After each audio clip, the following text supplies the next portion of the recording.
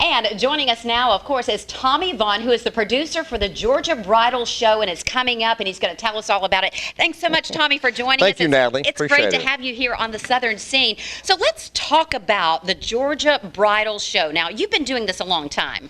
For 24 years, and that is a long time. But we do produce the Georgia Bridal Show here annually, every February. So now, why February? I mean, because that's a popular time, and you normally have the show during that time.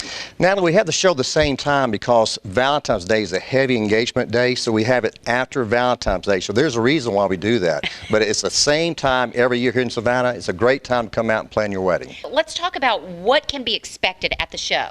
Well, we'll have 78 local vendors, and these 78. are 78. These are local vendors that have anything from catering to the venues to the florist to the photographer. They can book their honeymoon, the entertainment. They can book a wide variety of services, so it's a one-stop shopping bridal mall. A lot of people call it for those people who are planning their first-time wedding. And it can be overwhelming when you talk about cakes and flowers and who's going to do the dress and all of these things, the catering. But I can't think of anything better than to come to one location. You have everything covered there, and they have options. They do. It is a pretty stressful time, and that's what we're trying to do is relieve some of that pressure.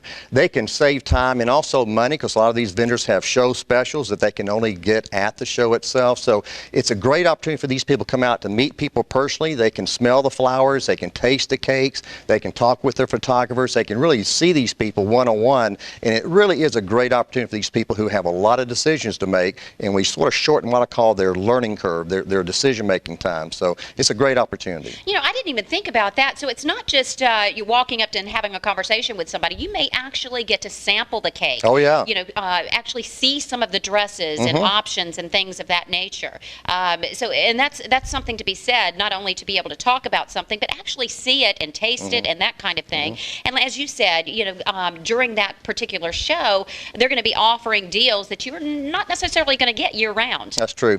I want to mention this too. You mentioned gowns. That's a big part. It's one of the first major decisions that young couples have to make. What makes it unique? We have a professional choreographer on staff. We have nothing but professional models. They do travel down from our office in Atlanta. We have professional singers and dancers on Santa Light team. It's a major production event, and that's where they can see the newest gowns and trends and fashions and colors.